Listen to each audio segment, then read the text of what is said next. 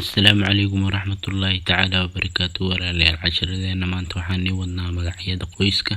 Marka kusoo dhawow channelka Rafiki Academy.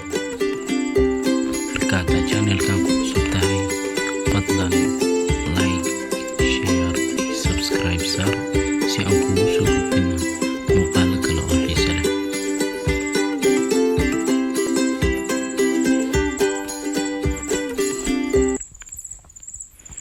Baba, aabe. Luqadda Sawaaxiliga aabe waxaa lagu yiraahdaa baba.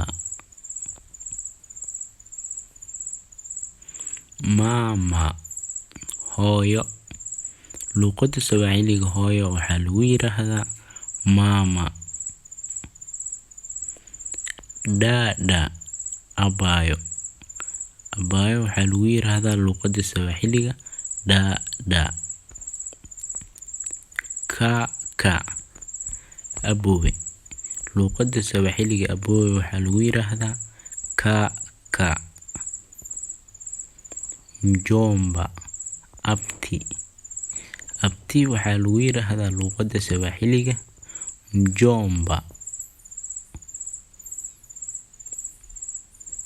Shangazi, eedo. Luqadda Sawaaxiliga eedo waxaa lagu yiraahdaa shangazi.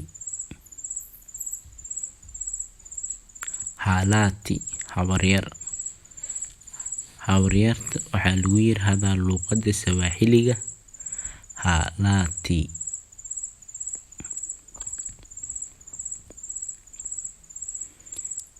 Amu, adeer. Luqadda Sawaaxiliga adeer waxaa lagu yiraahdaa amu. Babu, awow.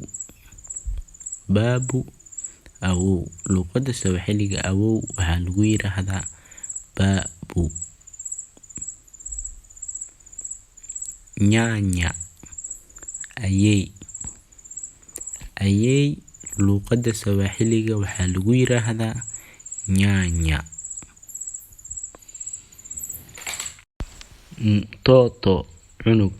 Cunuga luqadda Sawaaxiliga waxaa lagu yiraahdaa mtoto.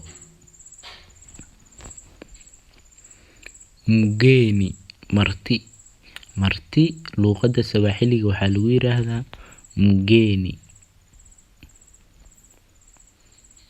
Yaya, shaqaale. Shaqaale luqadda Sawaaxiliga waxaa lagu yiraahdaa yaya. Waad ku mahadsantahay daawashada muuqaalkan. Fadlan hadaa ku cusub tahay channelkan subscribe saar, gambaleelka furo si ay muuqaalada kugu soo dhacaan. Like, share iyo comment. Waad ku mahadsantahay daawashada muuqaalkan. Assalaamu calaykum waraxmatullaahi tacaala wabarakaatu.